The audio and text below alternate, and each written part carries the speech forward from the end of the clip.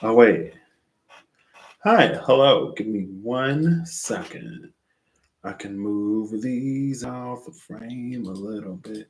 I think. Okay, well, that doesn't help much. That didn't help much of anything. So, anyway, I got this surprise in the mail today from a very dear friend, the never short medium. If you know, you know. And I was like, is this an article of clothing? And then I opened it up. I was like, oh my gosh. I love it. I feel like I need like a whole hat and stuff now. I got to make a whole like outfit out of it. But since I'm here, I figured I would preliminary. Well, no, just for today. Let's see what the vibe is. Ooh, look, the crow on the sweat lodge at the cut. There's not a seagull card. I don't think I have any cards with seagulls in them, but I am a gull lover. Them's my peoples, the birds of the sea, the gulls of the sea. Let's just do a quick something for now. All right, mystical shaman, something for now. 2 card maximum, please, and we will clarify with a deck, I guess, if we must. If we need. Let's see.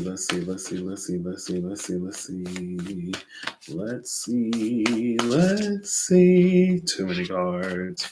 Fire. Fire was a card. Well, I guess there was the rumbling. Oof. Well, the first card is the Ancient Ones. The bottom of the deck is the Crow. Okay. Well, let's see who else is coming out. All right, one more. I think this may be 2. It's fine. We'll take it.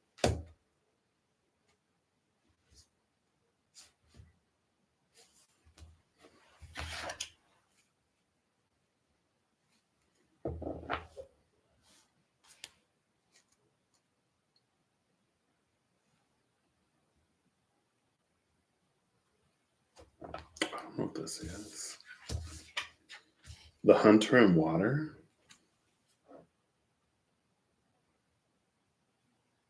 And then the giveaway is at the bottom of the deck. Unless she's like giving away water or something. But I'm like, what is this? What is this? The Hunter in Water.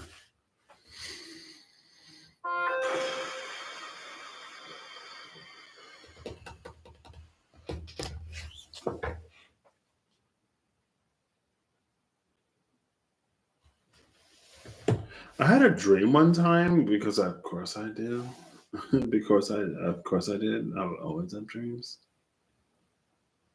I had a dream one time. I don't even remember the full context of the dream. I know I was somewhere and they were looking for somebody. Why did I open this up? Wrong app. Excuse me. It was like, I feel like it was almost like a dinner theater, and the tables were at like kiddie pools or something. Like people were in pools. Where do I put it? I'm trying to see if I put it in here. Yeah, see, I have too many water dreams. Um, Not this. Maybe I didn't. That's hilarious. I thought of that dream recently. What is this? Oh, yep. I remember this now.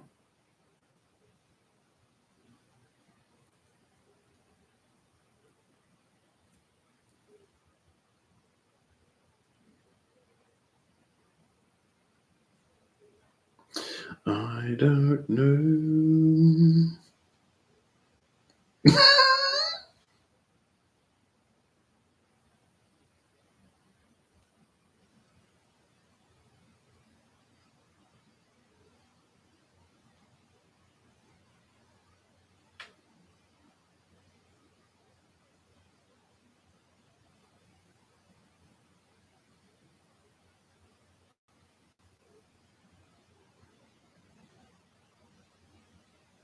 What?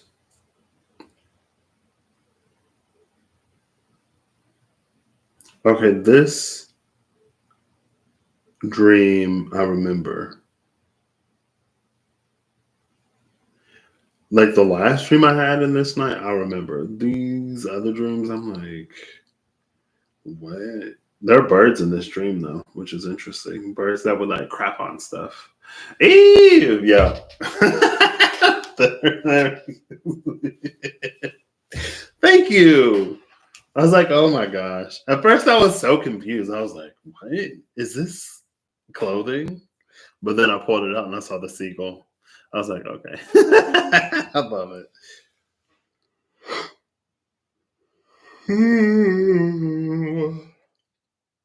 Oh, here it is right here. I had this dream on December 10th, 2020.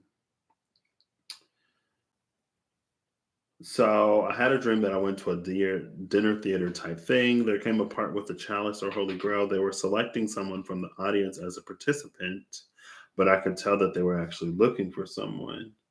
At this point, we were in pools. Um,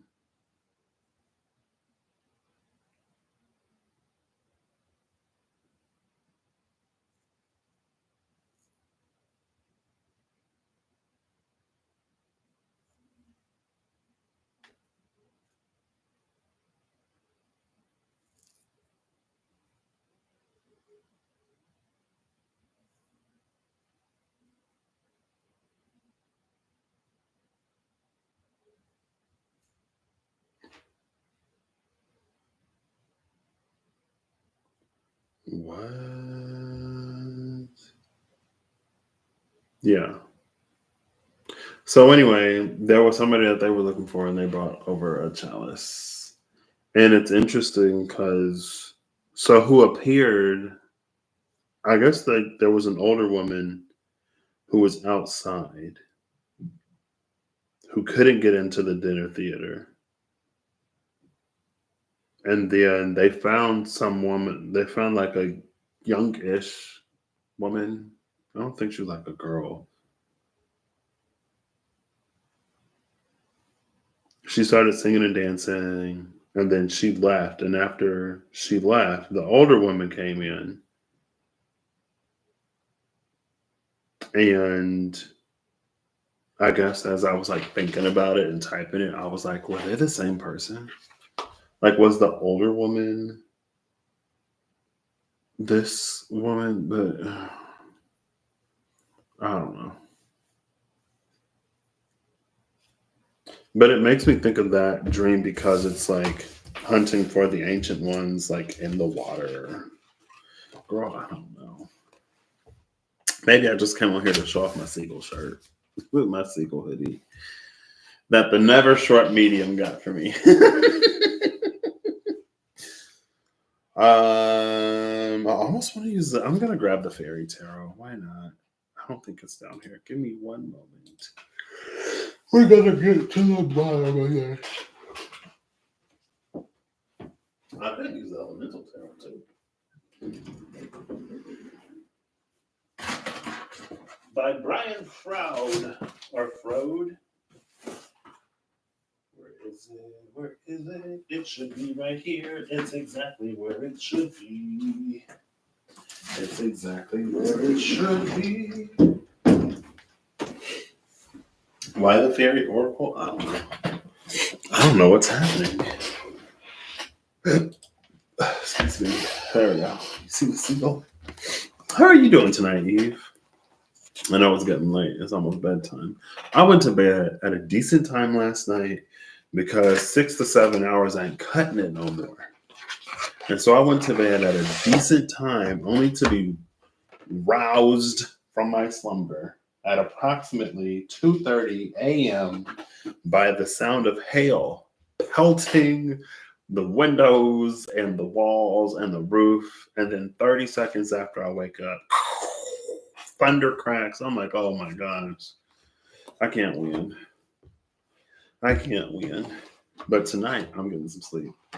Yeah, I was like, let me get on here real quick. Show the folks what I found in the mail. I'm glad somebody could come get it though, because I work through office hours.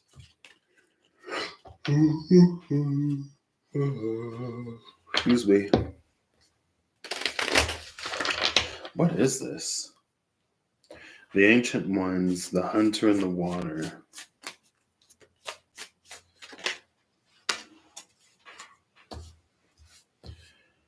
The Singer of Connection came out with the Singer of Healing at the bottom of the deck. Let's just read the Singer of Connection real quick. I don't think I've ever read one of these all the way through because they are kind of lengthy. The Singer of Connection is spiritual connection, karma, balance, and empathy. Sound like she got some kind of watery elements. At 4 p.m., yeah, it happened at like 2:30 in the morning. This morning. I'm like, oh my gosh. So was it moving west? West by southwest? Shh, no. This singer supports all connections, the web of light between all beings, all particles, and between past, present, and future. See, that past, present, future energy is like, first it was old girl, and then she was young girl. I'm like, what are these? I'm like, they kind of seem like they were the same person, but hell. It brings wholeness to apparent duality and combines all energies, uniting all that was, is, or could be. When we lose awareness of this connection in our lives, we feel isolated, lonely, bereft. Yet the energy is there. We only need to be open to it. There are emotions that help us open up: love, compassion, trust, and so on. There are other emotions that we tend to close down around unless we make a special effort to keep our hearts open. As you can probably guess, these emotions are feelings such as jealousy, anger, fear, grief, and when carried to an extreme, no, and others of a similarly painful nature. Yet, sometimes these very emotions, when carried to an extreme, cause us to break down and then break through to the song of ecstasies.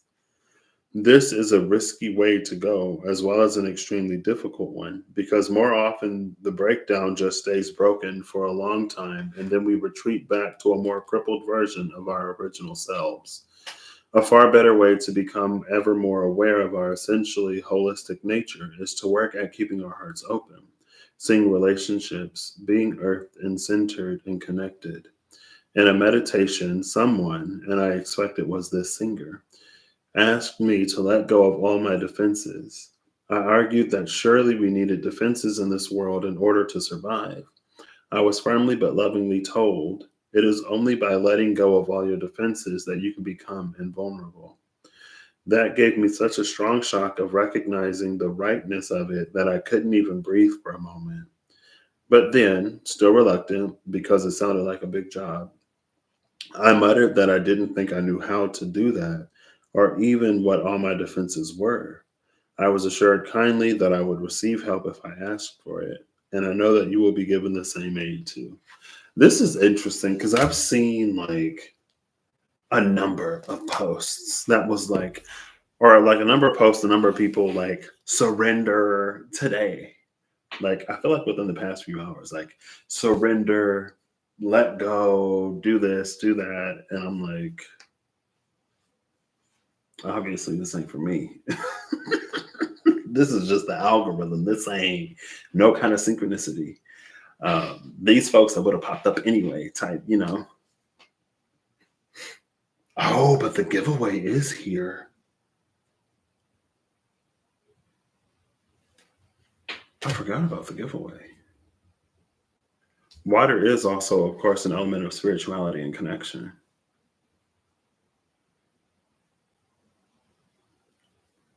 the ancient ones. So this would be like um, letting go, surrendering, giving something away to like naturally connect to this ancient ones type energy. It's like a connection that rises to the surface in the absence of resistance.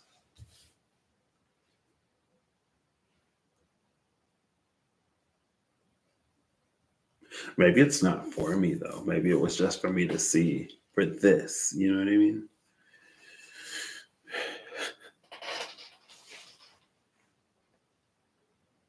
Do I have a? I don't even have that one deck that's like surrender this, surrender that.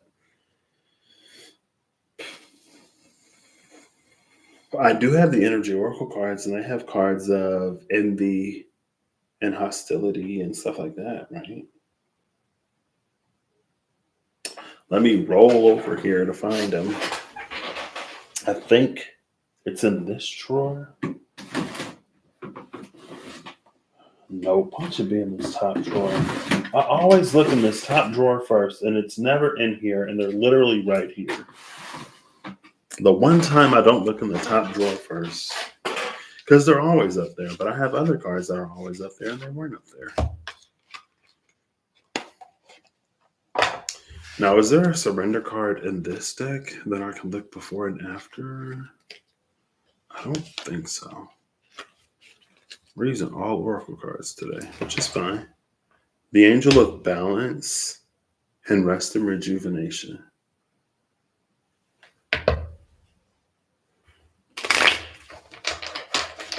All right. Let's do this real quick. Angel of Balance with the broken heart. Happy family in the broken heart. All right. Just like further clarification or whatever. Bottom of the deck is Yin Yang 22. This has kind of been coming up, the light and the dark and the dark and the light. We got contract with fifth chakra Archangel Gabriel, 6 and 39. 639. Interesting. Oh, this is number 6. The Singer of Connection is number 6. And contract is here.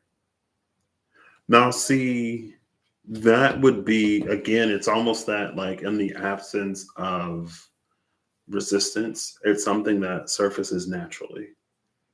So it's almost like there's nothing that needs to be done. There's no rite or ritual that needs to be performed. There is no knowledge or information that must be known. It's something that rises from within.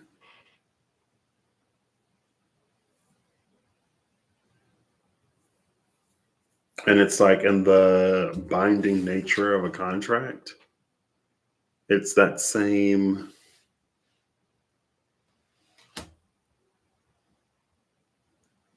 type of energy. It's almost like it's to be bound as if by contract.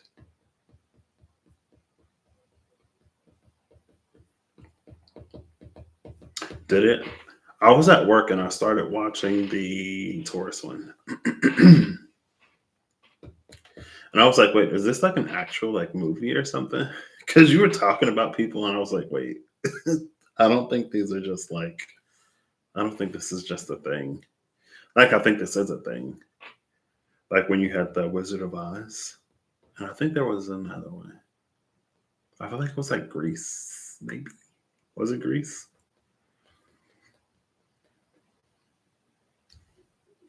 But then fifth chakra Archangel Gabriel is here. And that has to do with the throat. So why is Gabriel here? Is it something that you speak? Movie from the early 80s. Okay. Maybe I should watch it as part of my homework before I finish that video.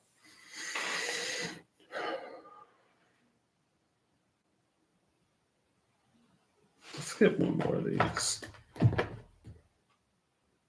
Upper World is at the top of the deck. I tried to pick the cards up and Upper World stayed behind.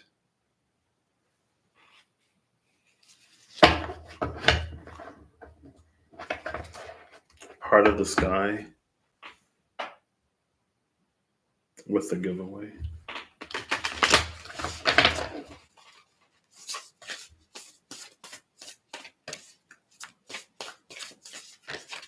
All right, I'll give it 3 more. If nothing comes out, then I'll honor it. I think 2 more. 1 more. The Hummingbird. Bottom of the deck is the Earth Keeper. The Earth Keeper was at the bottom of the deck behind the giveaway. Of course it's Hummingbird. Why would it? Oh. I thought it was 1 card. It's 2 cards. I thought it was 1, but it is 2. 2. What the freak is going on in Pisces season? I'm sorry. As an aside, this season is wild. I feel like every day something else is just like popping up. And I'm like, what is happening? But aside from that,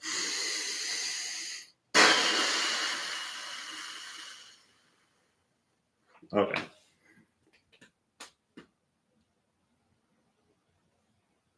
Oh, so under the Hummingbird, of course, is the Andean Cross, because why wouldn't it be?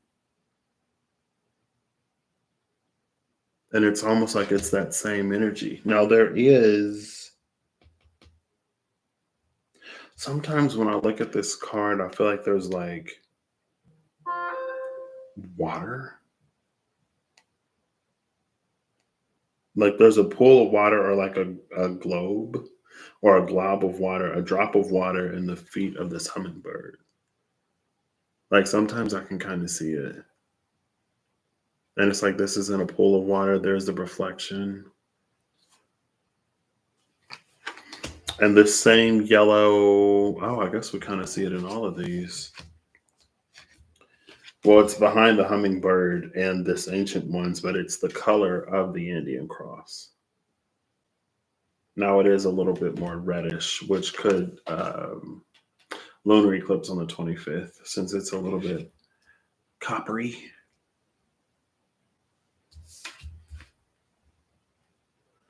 But also, we do have that like at the throat, I guess.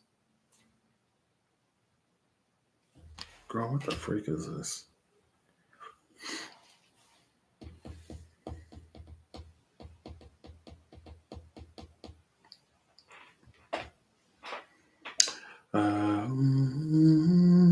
I have no clue. I have no idea if it's there or not. Ooh, I don't know if that's a thing, but I trust you. This hummingbird has been coming out quite a lot, hasn't it? All right, we're going to do it. It's right here. I literally had to touch this deck. The last thing I'm going to do is look before and after the hummingbird. I wasn't going to look around all the birds. Why was I going to look around the birds today? Maybe something within me subconsciously knew that I would be getting a seagull hoodie. I was like, why am I going to look? I had the thought to look around all the birds in the Wild Unknown Animal Tarot. I don't remember why.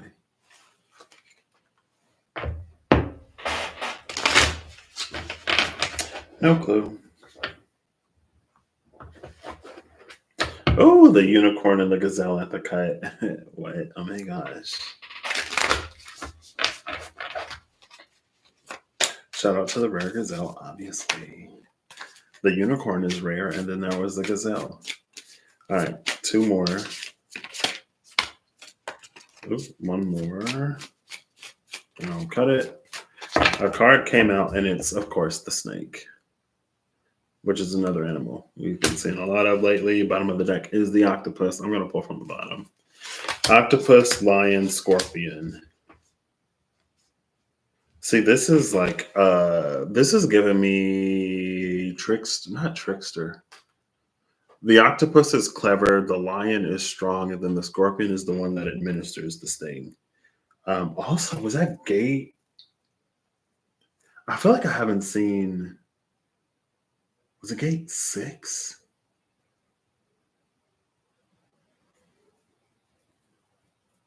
I don't even remember what was in that gate. I remember there was like the lion and I think the eagle. But anyway, this feels like a clever ruse to get someone to be stronger. But it's almost like, let's say, for example, if someone is on crutches and they're pretending like they're injured, like the scorpion would come and sting them, and then they would like drop the crutches and like run around, and then everybody would be like, not everybody, they'd be like, wait, so like you don't need crutches. But it feels like it's to convince the person, or it's so that the person would see that they don't need whatever crutch or whatever that they're leaning on.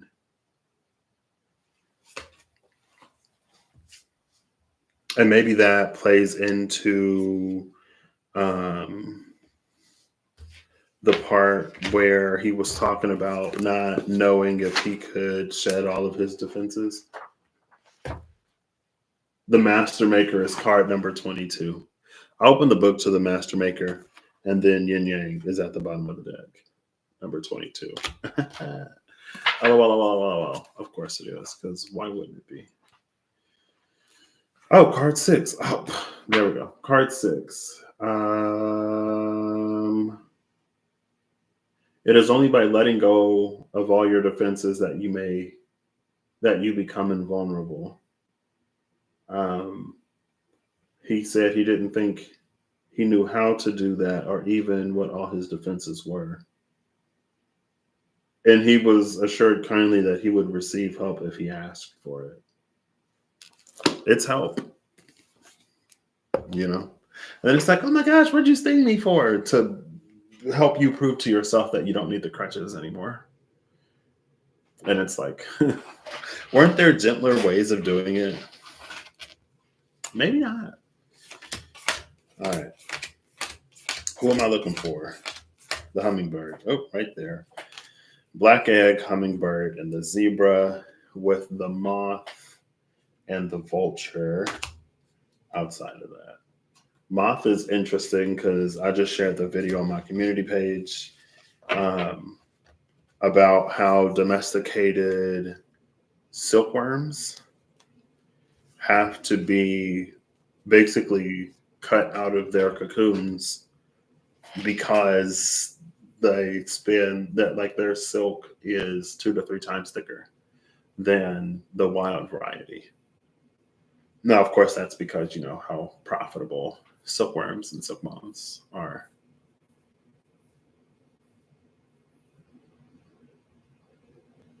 But the vulture is here. The vulture has been coming out with the black egg recently. Black egg and Archangel Gabriel. Both of these relate to the 5th chakra. I'm going to get this book. I'll be right back. I'm going to read it from the book. Both of them involve truth.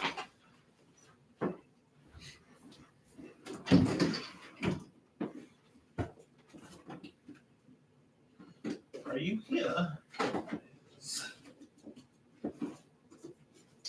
Is this book not even in here? This book ain't even in here. OMG. Watch me have gotten up and going all the way over here for no reason. Because this book used to be down here, but I haven't used it I haven't used it in such a while. Oh, it's literally right here. LOL. I got up for nothing. It's fine. Okay. Let's see what this black egg is all about. And then let's go to bed. Because I need more sleep. I need more sleep these days. The fourth chakra is the golden egg, the black egg, speaking from an authentic voice, the truth, and it's associated with the fifth chakra. Because of course it is. The black egg contains one of life's essential treasures, the truth. Inside of it resides no confusion, excuses, small talk, noise, or lies, not even white ones. This living and breathing vessel harbors only that which rings true. When this essence is in balance, angel of balance, we speak slowly and clearly. We are drawn to activities like writing, reading, teaching, singing, or perhaps public speaking.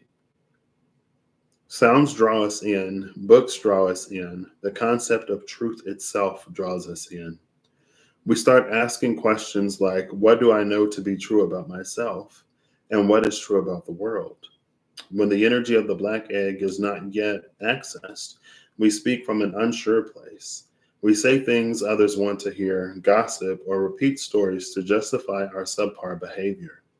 We might even try to convince ourselves that we have no inner truth at all. The energy of the black egg hovers and waits for us to reconnect with the singer of connection, the one that came out. Oh my gosh, okay. Could you be any more self-referential? It is available at every moment in every situation.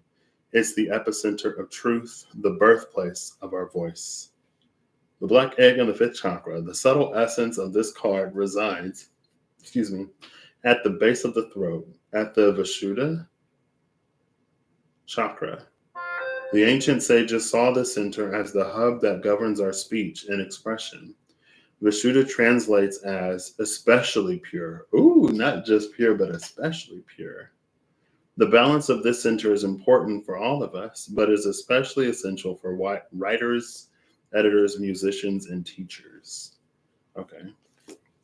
So we got this truth that comes out again with the hummingbird. And then we have the zebra. I saw something, I feel like it was on social media. Oh, look, and then here's the multicolored and the thing. It was a zebra. There was two zebras. There was a standard black and white zebra, and then there was a zebra with like all kinds of colors in the white stripes, and it was like it's supposed to be therapeutic or something like that.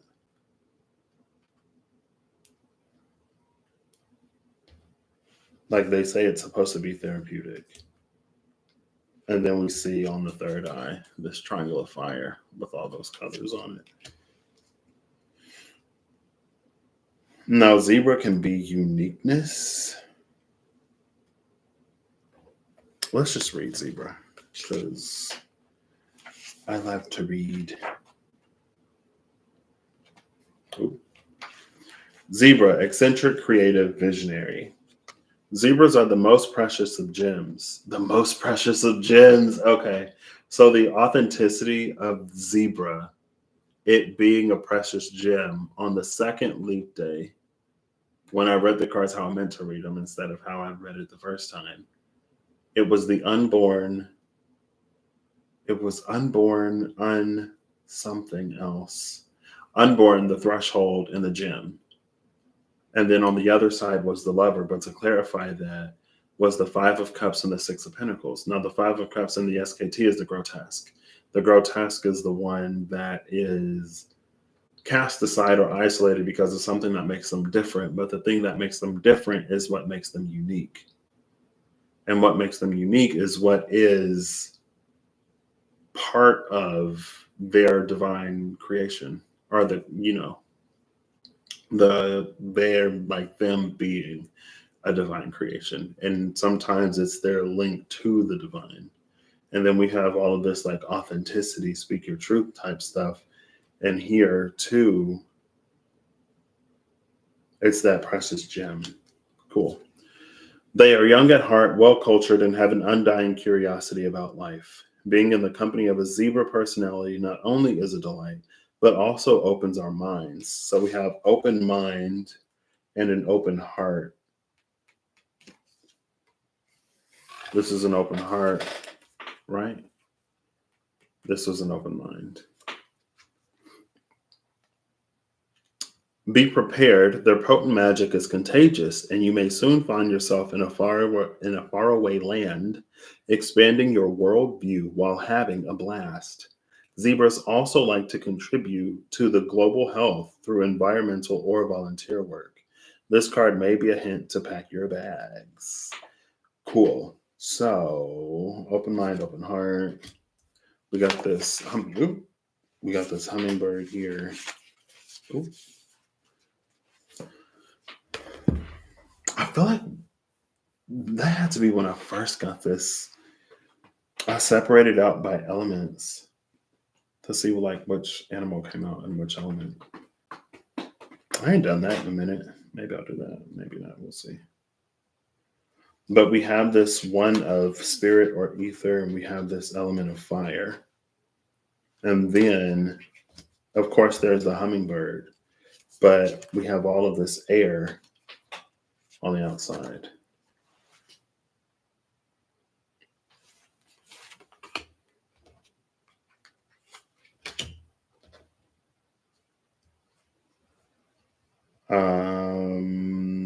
What does that say?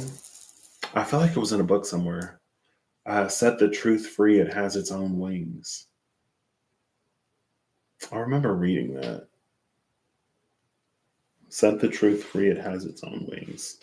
What is this besides that? I don't know. Beyond that, take it as it resonates.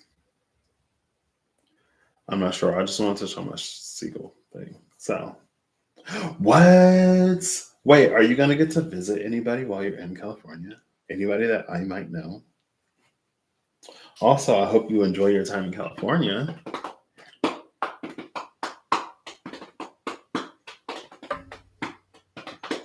So, oh, my Texas hat is gone.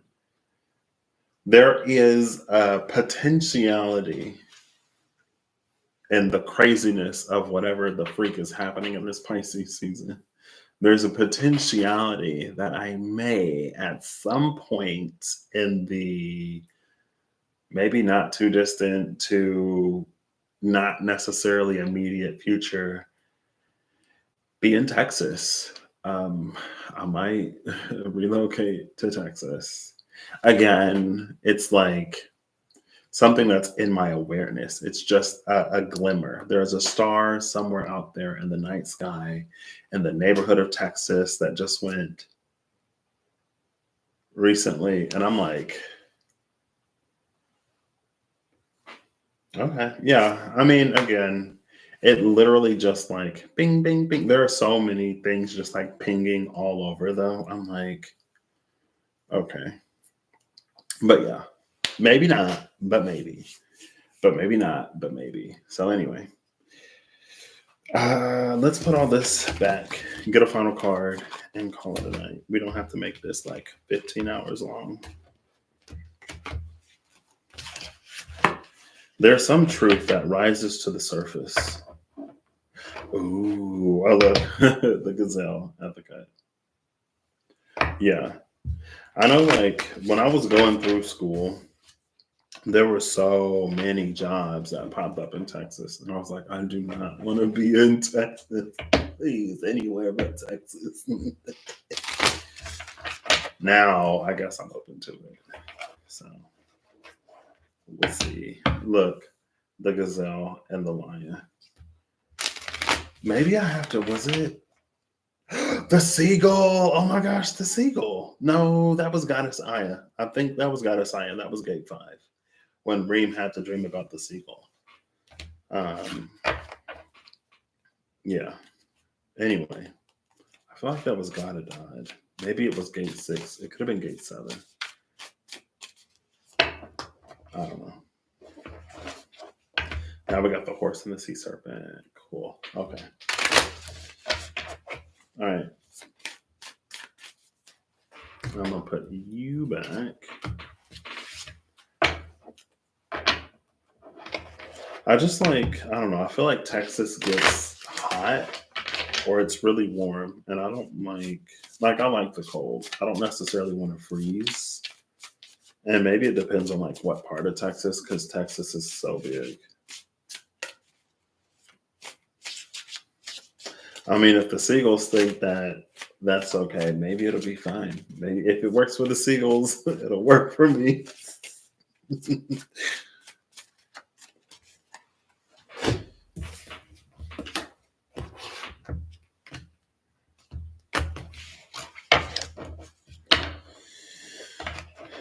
I showed it to one of my friends, and she was like, "Oh my gosh," because she knows that like I sing to the seagulls when I'm in London, and like they'll come in the morning, and then like I'll look at them out the window, and they'll look at me.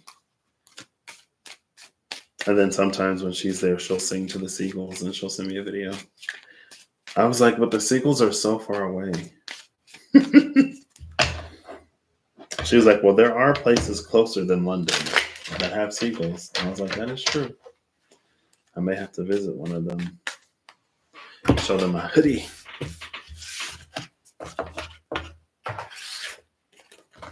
All right, that was magic. We have the corn, the curse, middle world, and the sacrifice.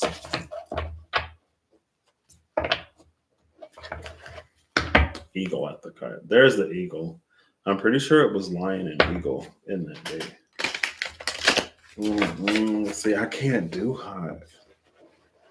I can't. All right.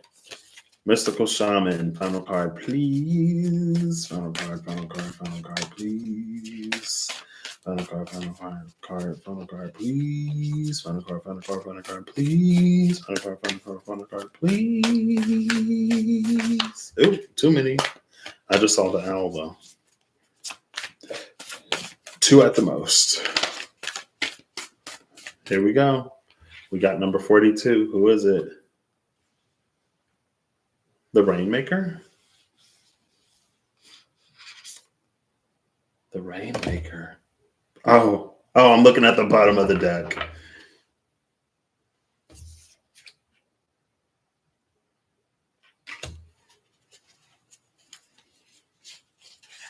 Thunder is at the bottom of the deck, and the Rainmaker is here.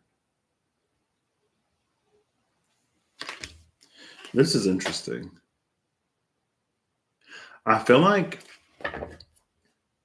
on my channel especially, I feel like I'm always such a major proponent, is that the word, of like taking more of us like being behind the wheel of our lives, and us like doing the things that we can do, and maybe not always being so quick to like overly rely on the divine.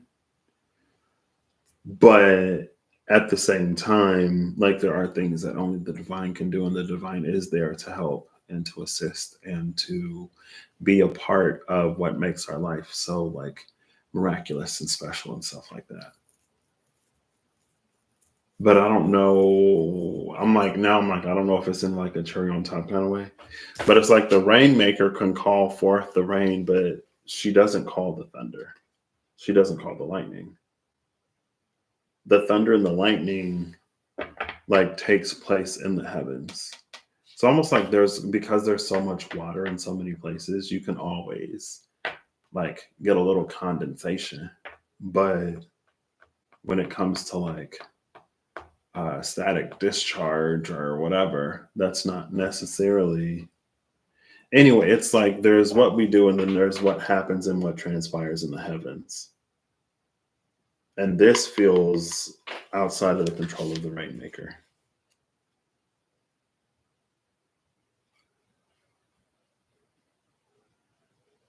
I guess it's like the divine is there to help. The divine is there to assist, but also, I guess there was the ancient ones, your connection to the divine type energy. Cool. Who's next? I'm doing the fairies. All right, the final fairy. Oof. We get the blank card. And this fairy, the fairy of the shadows. All right, definitely one fairy. You can't do two of these. Oh, and a fairy came out face down. It is two fairies.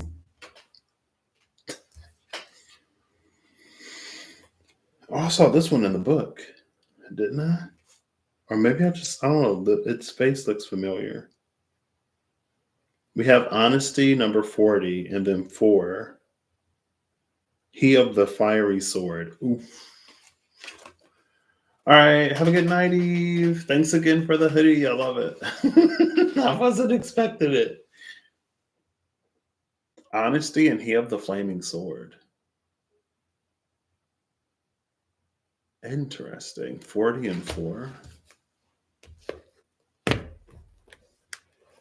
Let's read he of the flaming sword first, and then honesty.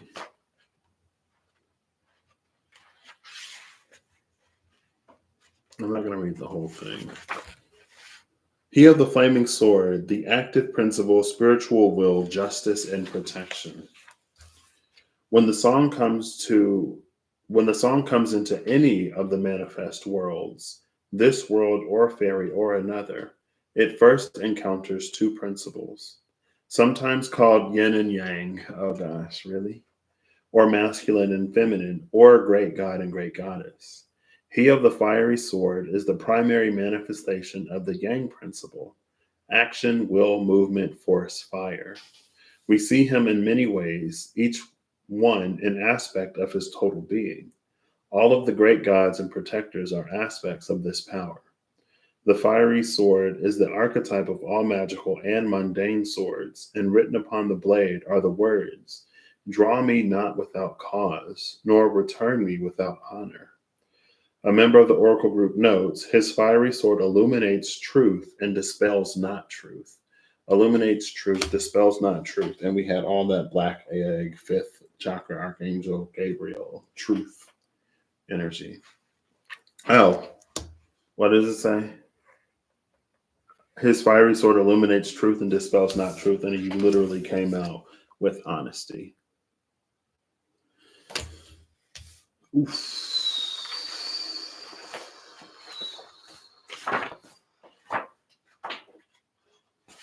I mean, do we have to read honesty? Probably not, but honesty, compassion, tact, self-deceit.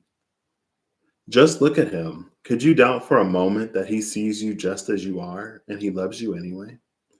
In plant form, which is how we may see him most often, honesty makes lovely purple flowers in the spring and later on produces those silvery white circular seed pods like small images of the full moon. Okay, so that's it. That's all we need.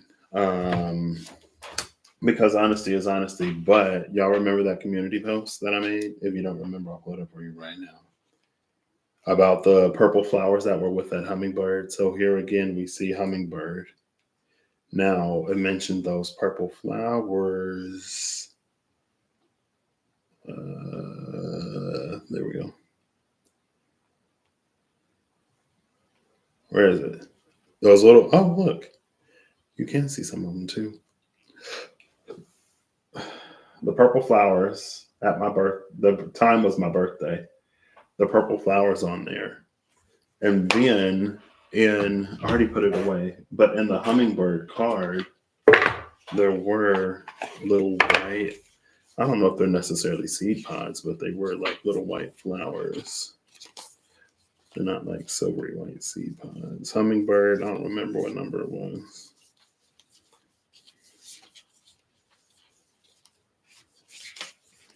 Cool.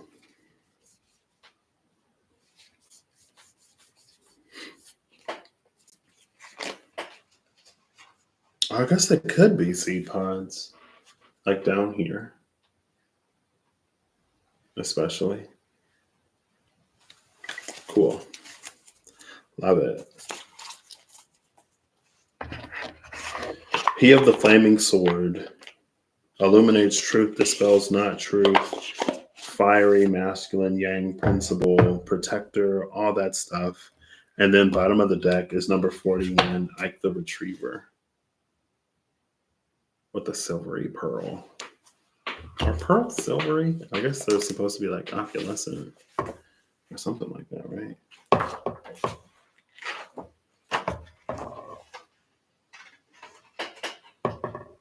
So Ike the Retriever, or Ilby. It's Ilby the Retriever. Office of Unclaimed Property, Hopes and Wishes, Loyalty. While writing this, I was having a little trouble with Ilby, not for the first time. I couldn't find my keys anywhere. He thinks it would be greatly to my benefit to be more organized and tidy, so he smears not quite visible juice on things that are out of place, or he encourages the resident cats to hide things. Then I have to hunt and hunt for them, and Ilby hopes I shall be more organized the next time.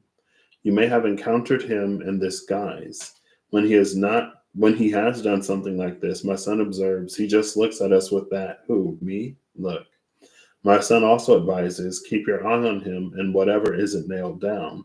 And if you scold or contradict him, he just gets huffy and insists on having his way. This sort of busybody helpfulness is just one of Ilby's tasks, however. He also has more important things to do. Ilby is a protector. He retrieves and safeguards our lost hopes, forgotten dreams, and mislaid keys. Ilby is a protector. Here we have that, one of the many faces of that protector type energy. I feel like that also lends to the octopus, lion, scorpion, where it's like not so helpful ways to help us be more whatever.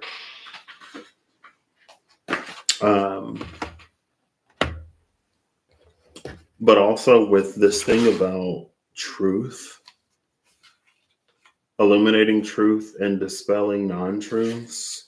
And then we have the retriever. Maybe there are like lost truths.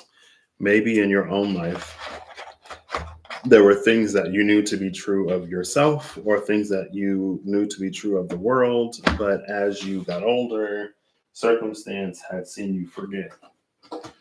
And maybe in taking an authentic approach to whatever, you'll find yourself on a path of slowly remembering, right? Maybe it'd be like, oh yeah, like I do love this, or oh yeah, I did want to do this. Maybe it'll be an opportunity that comes around. Or maybe it'll be like, for me personally, like there's an opportunity that I would love to pursue, but also at the same time, that wasn't necessarily a truth for me.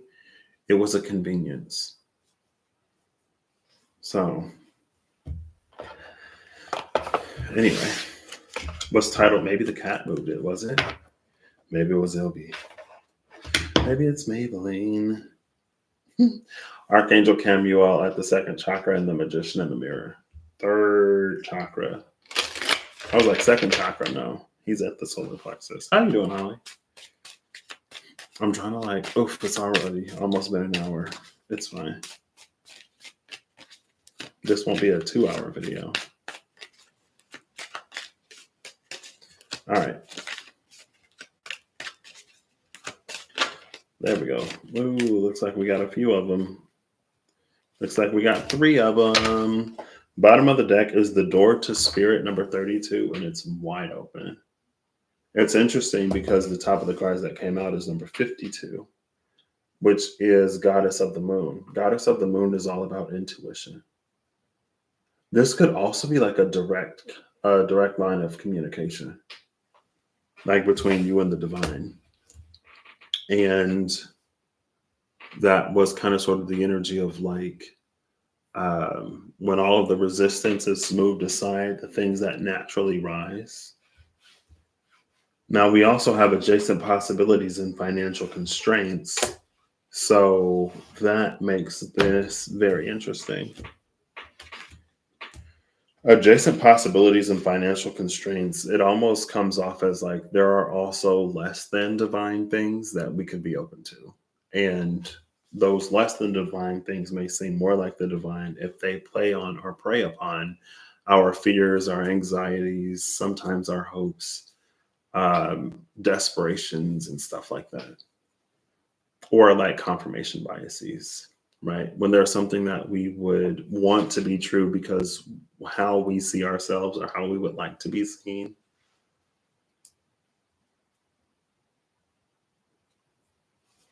Like discernment is of the utmost, or would be of the utmost, basically, is what I'm getting from here.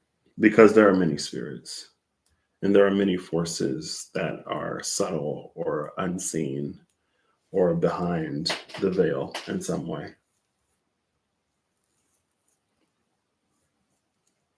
Now, this could also be um, our intuition in collaboration with spirit. It's almost like this adjacent possibilities could be like, instead of taking a left to go to this grocery store or a right to go to that gas station, you go straight to the farmer's market. And it's like each path, while you can find whatever you're looking for at any destination, the people that you meet along the way and the things that you see will be slightly different. But like with it being adjacent possibilities, it just seems like they're like close. And then one of those could be an opportunity that like alleviates financial constraints, that would open the door to value. So we'll look before and after the door to value real quick. Door to value is right here. Indecision was before Archangel Michael. I caught it before. Is that 31? So we have 3113, door to value and financial constraints. But that door to value is in between storm warning and first chakra Archangel Michael. First chakra Archangel Michael is in the root. So I feel like that's why a lot of that connection is important. Especially Michael just gives me, oh, he of the fiery sword, LOL, because Michael like has the flaming sword, I think, typically. But Michael to me also comes with a certain element of like challenge. Like it's not necessarily going to be easy. It's going to require something of us. But if we have that foundation, if we've established a habit or pattern of following our intuition, using our discernment, and going by that rather than the appearance of things, rather than what our own mind may tell us, rather than negativity from others or ourselves, if we can stick to it, like it feels like that'll help us clear whatever the storm warning is. Storm warning, again, with adjacent possibilities, it's almost just giving me, it may not necessarily be the most straightforward path, or it may not necessarily be the easiest path. Sometimes it's easier to not do anything and to not go anywhere and to just stay at whatever level that we're at. Comfort is easy. So it may require, again, intuition, discernment. It may require a little bit of input or action. Again, with that Yang principle, willpower, action, movement, decision, protection. Cool.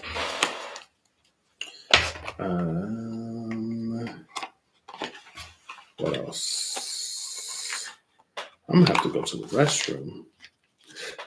I've been drinking a lot today. First, it started with iced coffees, and then it moved to water, and then there was tea. All right, mono animal spirits. We got the stingray of alignment all the way from root Michael to crown Uriel and beyond in both directions. Now we got the whale with the stingray. I feel like that's the depth. That's that foundation. That's that Archangel Michael, first chakra. Like it's in the root, in the foundation. Firefly. I went to try to like shuffle and it just like went boop, right in my hand. But it'll come back out if it's supposed to. It didn't. We have the golden egg and the gazelle. Oh my gosh, I love it. Golden egg is heart chakra. The gazelle is, let's see, why not? Gazelle is in the element of fire, where the zebra was. The gazelle, heightened awareness and ability, vulnerable. The gazelle represents supreme grace. With every move, this awe inspiring beauty amidst sophistication and elegance. Gazelle personalities are often hyper aware of their surroundings, and this can inhibit them from enjoying the beauty they've spent so much effort cultivating. No more worrying about all those predators out there in the wild. When this card appears, it's time to get back to the present moment. Sit down, find your breath, and acknowledge the bounty that surrounds you. Let it nourish your gentle spirit. And then we have this golden egg here with it. Let's read the golden egg because why not? We're reading everything else. The fourth chakra, golden egg. This is message at the center of the heart, the unstruck sound. Within the golden egg lives a precious sound. Deep within that sound resides a message. The sound cannot be heard, nor the message discerned, until we retreat from the noise of modern day life. The magical essence of the golden egg needs warmth, quiet, and time to unfold. No rushing, pushing, or grasping. Find a place of deep and restful ease, perhaps through yoga nidra or meditation. If you do not yet have a meditation practice, take some time for introspection or contemplation. When the mind begins to settle and the breath is calm, ask the question that weighs heaviest on your heart, staying open to any response you hear. Engaging with the energy of the golden egg is an advanced practice. It requires becoming intimate with our very essence and comfortable with vulnerability. When a feeling of tenderness or gratitude arises from deep within you, know that you are well on your way. Your chest may swell like you are seeing an old friend that's been away for a long, long time. Listen to the message they've been waiting to tell you. So both of these mention vulnerability, if I'm not incorrect. Gazelle, where you go? And like that deep connection. I'm pretty sure. Gazelle, where you at? Where you at? Where you go? He was just here. Yeah, vulnerable. Heightened awareness and ability, vulnerable. Both of them mention that vulnerability, which goes back to the singer of connection, which was like, just drop it. Be vulnerable. Bottom of the deck is the Firefly, because of course it is. Because I put it back and then other cards came out. Which is a light in the dark. Which may be our internal light. Which may be the spark of the divine that we house within us. And the Hermit yesterday showed us. So Hermit to me, like I mentioned the last time I was live, I think it was the day before yesterday. The Hermit to me is a two-phase journey. First, the Hermit takes the light of the Hierophant into its inner sanctum, inner temple. And at some point, the Hermit has to trade the light of the Hierophant for its own light. It trades the light of the guru, the mentor, the guide, the pastor, the preacher, the book, the sacred holy text. And it picks up like the divine inside of the Hermit. When the Hermit ventures deep enough within itself, they start to hear that voice. And when they can hear that voice, the divine inside the Hermit will lead them even further into cracks, crevices, places, nooks, crannies that the light of the Hierophant couldn't illuminate. Because even when the Hierophant is one-on-one, it's almost like it lies in the realm of divinity. And a divinity that may just be between you and your creator. There are some places that aren't meant for others to go. Because again, it's between you and your creator. So anyway, that's what I got. That's the energy today, which is interesting, I guess. So I will catch y'all later. Thanks, Eve and Holly, for popping in. Thanks again, Eve, for the seagull hoodie. I love it. I need to get like seagull pants and a seagull hat and be all decked out. But I'll catch y'all later. Gotta go to the restroom. Bye.